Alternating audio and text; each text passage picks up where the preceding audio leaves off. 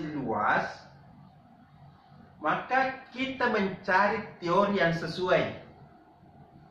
Ya, teori yang sesuai dengan fokus itu saya istilahkan dengan teori operasional. Ini istilah saya. Nah, fokus ada teori. Ya, teori yang sesuai dengan bidang kajian saya istilahkan sebagai grand teori. Ingat judul itu ada fokus, ada bidang, ada lokus. Fokus itu teori operasional, bidang itu grand teori, lokus itu adalah lokasi, deskripsi, objek, subjek, dan tempat penelitian. Nah, kita fokus dulu kepada apa itu teori.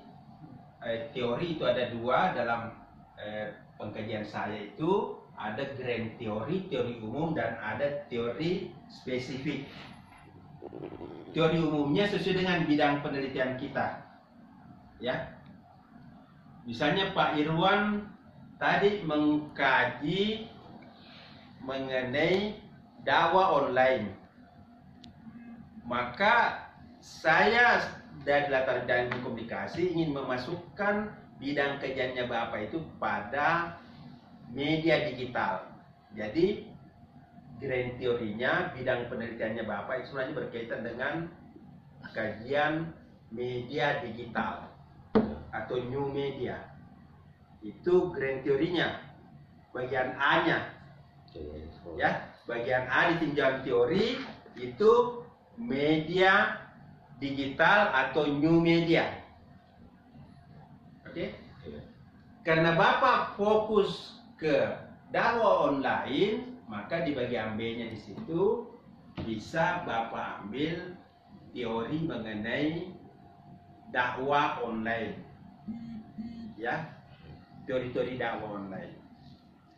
Nah, kalau berkaitan dengan ilmu komunikasi, maka di situ kita cari teori sesuai dengan fokus penelitiannya. Kalau fokus penelitiannya tadi, misalnya Bapak itu model atau dakwah online, dakwah progresif, ya, dakwah progresif, dai ini bla bla bla di Kota Makassar, berarti di situ nanti muncul dua rumusan masalah yang sudah kita tadi sebutkan. Bagaimana konten dakwanya dan bagaimana perubahan masyarakat. Berarti di situ kita gunakan dua teori operasional.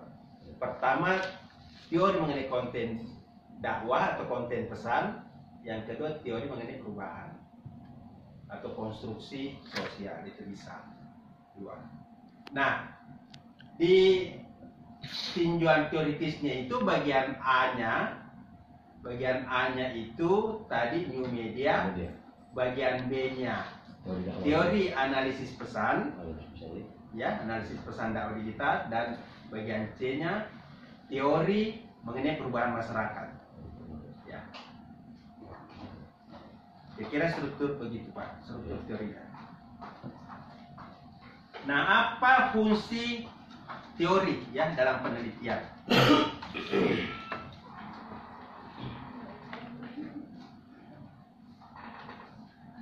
Ya, 5 menit lagi nak.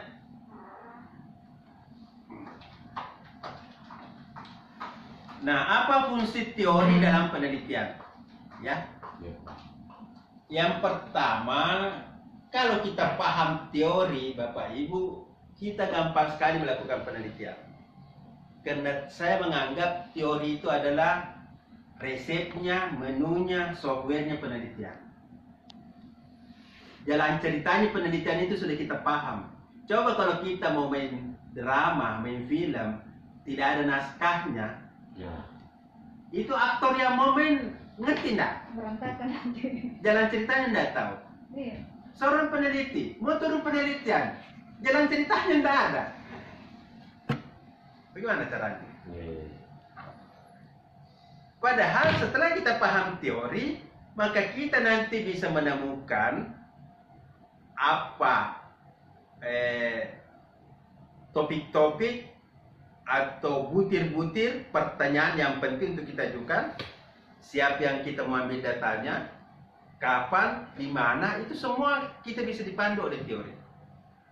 Jadi fungsi umumnya teori itu bahwa itulah jalan ceritanya kita melakukan penelitian.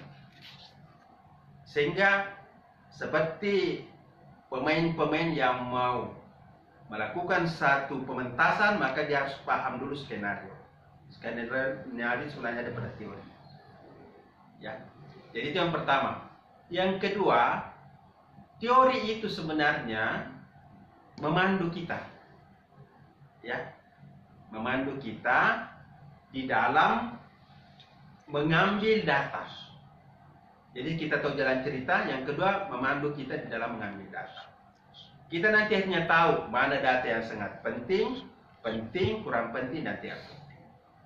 Mana data yang cocok, mana data yang tidak cocok. Jadi memang itu kita sudah rancang, sudah kita mengerti. Sehingga ketika kita mengambil data betul-betul yang sesuai. Yang ketiga, data itu teori itu memandu kita di dalam melakukan wawancara, ya.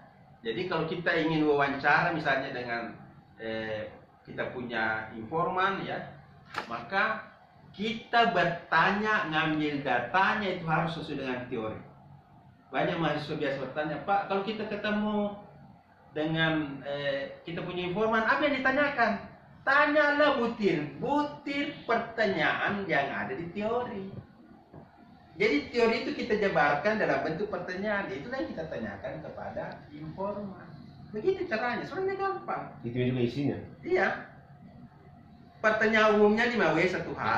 Tapi pertanyaan operasionalnya, makanya saya sebut tadi itu teori operasional. Pertanyaan operasionalnya penelitian itu ada pada teori. Kunci-kuncinya itu ada pada teori. Itulah yang kita tanya. Misalnya konsep dasarnya teori itu ada 3, maka 3 ini yang kita jabarkan dalam bentuk pertanyaan-pertanyaan. Contoh, menurut Rogers, sifat new media itu ada 3. Interaktivitas, asinkronous, demassifying. Pertanyaan pertama mengenai interaktivitas. Kita tanya ini, kita punya informan, bagaimana interaktivitasnya. Jadi yang kita tanya, jangan tanya lain-lain, ya. Ya, sepaksa ini jadi. Wah, ini tinggal 1 menit ini, Bu. Gimana ini? Cukup masalah, cukup masalah. Bapak juga kurang ini. Ya. Saya di tulisan. Ya.